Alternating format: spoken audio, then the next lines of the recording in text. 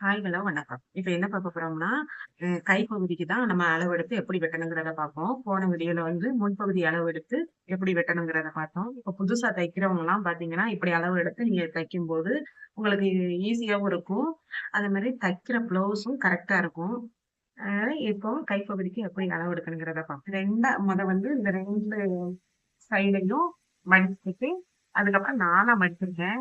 இந்த துணிய வந்து நானா போடும்போது அதே மாரி வீதி இருக்கான்னு பார்த்துக்கோங்க. கைப்பகுதிக்கு சரியா அளவு இருக்கா? இந்த அளவுகள்லாம் சரியா இருக்கான்னு பார்த்துக்கோங்க. துணி சரியா இருக்கான்னு. அதெல்லாம் நம்ம ஒட்டு போட்டு தைக்கிற அளவுக்கு இருக்கும். இப்போ இது வந்து எனக்கு கூடுதல் தான் இந்த துணி இருக்கு. நான் இப்போ அந்த அளவு ப்ளவுஸ் வச்சு எப்படி அளவு எடுக்கணுங்கிறத இப்போ இதுல வந்து பார்டர் இருக்கு. பார்டருக்கு நான் 1 இன்ச் மாத்திரம் தான் மடிக்கிறதுக்காண்டி, நம்ம லைனிங் குடுத்து மடிச்சு அடிக்கணும்ல அதுக்காக நான் 1 இன்ச் மாத்திரம் விட்டுருக்கேன். 1 இன்ச்சஸ அளவு போட்டுக்கோங்க. அது அதுல நம்ம குறையாவும் ஒரு 1/2 இன்ச் அளவுக்கு தான் நம்ம மடிக்க போறோம்னா, 1/2 இன்ச் அளவுக்கும் நம்ம அளவு போட்டுக்கலாம். இப்போ நான் இந்த கீழ் பகுதிக்கு அளவு எடுத்தாச்சு. இப்போ இந்த கையோட பகுதி உயரம் எவ்வளவு இருக்குங்கிறத பார்ப்போம். கையோட பகுதிய இப்படி எடுத்துக்கோங்க. நேரா ஷோல்டர் எல்லாம் சரியா வச்சுக்கிட்டு, இந்த அளவுகளையும் கரெக்ட்டா வச்சுட்டு, அளவு போடுறதுக்கு வச்சுக்கோங்க. இப்போ நான் இத அளவு கரெக்ட்டா இதுல கீழ் உள்ள பகுதிக்கு எடுத்துட்டேன். இப்ப மேல் உள்ள பகுதிக்கும் கரெக்ட்டா இதுல வச்சு எடுத்துக்கோங்க.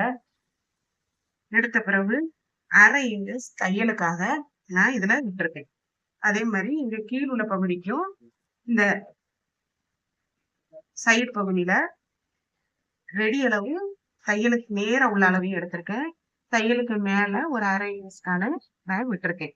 இந்த அளவு சரியா இருக்கான்னு இதுலயும் பார்த்துக்கோங்க. இப்போ நம்ம இதோட அளவு வந்து நம்ம இப்ப எப்படி அந்த பிளவுஸ்ல அளவு எப்படி மார்பஸ்ட் அளவுல இருந்து எப்படி எடுத்தோமோ, அதே மாரி தான் இதுலயும் நம்ம அளவு எடுக்கும்போது கரெக்ட்டா இருக்கும். இந்த கை ஆம்கோல் பகுதியும், ப்ளவுஸோட ஆம்கோல் பகுதியும் கரெக்ட்டா இருக்கும். அது எப்படின்னு இப்ப நான் சொல்லுவேன்.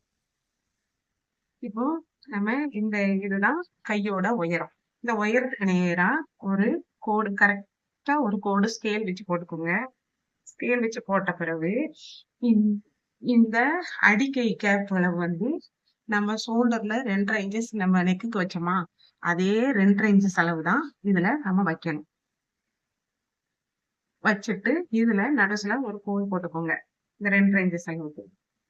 இப்போ நம்ம அளவு பிளவுஸ்லயும் நம்ம கொஞ்சம் இடைவெளி விட்டு நம்ம போட்டது இந்த தையலுக்காகவும், தையல் வந்ததுக்கு அப்புறம் இந்த அளவுக்கு தான் தையல் வரும். இது ரெடி அளவு. இதுதான் கரெக்ட்டா இருக்கா? இப்ப நம்ம அந்த ஷோல்டர் வந்து 2 1/2 இன்ச்சஸ் எடுத்துக்கணும். அந்த அளவு தான் நான் இதுல வச்சிருக்கேன். இப்போ நம்ம வந்து என்ன செய்யணும்னா, இதுல இந்த நடுப்பகுதியில நம்ம கோடு போட்டோம்ல, அதுல நம்ம இதுல எத்தன அளவு எடுக்கணுங்கிறதுனா, இப்ப மார்பு சுற்றளவு 10 இன்ச் இருந்தது. அதுல 1 இன்ச் மைனஸ் பண்ணி 9 இன்ச்சஸ் எடுத்திருந்தேன். 9 இன்ச்சஸ்ல இப்போ நம்ம 9ல 1 இன்ச்சஸ் மைனஸ் பண்ணணும். மைனஸ் பண்ணும்போது 8 இன்ச்சஸ் வரும். இந்த 8 இன்ச்சஸ் தான் இதோட அளவு. இப்போ இந்த 8 இன்ச்சஸ் எடுக்கும்போது, இந்த ஆம்கோல் பகுதியும், பிளவுஸோட ஆம்கோல் பகுதியில நம்ம வெட்டினோம்னா, அந்த அளவு சரியா வரும். இப்போ இதுல நம்ம ஒரு 1 1/2 இன்ச்சஸ்க்கான இடைவெளி விட்டுட்டு, இந்த வளைவ நம்ம வரையணும். இந்த அளவு வந்து ரெடி அளவு. இது நம்ம பிளவுஸ்க்கு நம்ம எவ்வளவு எடுக்கிறோமோ அதே அளவு. இது போக மீதி ஒரு 1 1/2 இன்ச்சஸ்க்கான தையலுக்காக விட்டுக்கணும். விட்ட பிறகு இத நம்ம வெட்டிக்கலாம். வெட்டும்போது சரியா இருக்கும். இந்த ஆம்கோல் பகுதியும், நம்ம பிளவுஸோட ஆம்கோல் பகுதியும் சரியா இருக்கும்.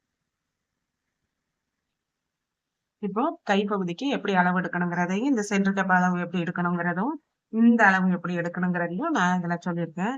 அது மாரி இதுல வந்து நான் கொடைஞ்சு வெட்டல. இத கொடைஞ்சு வெட்டுறது வந்து நான் தைக்கும்போது உங்களுக்கு சொல்லுது. இது பட்டி மாத்திரம் நம்ம வெட்டல. அதையும் எப்படி வெட்டணுங்கிறத அடுத்த வீடியோல பார்ப்போம்.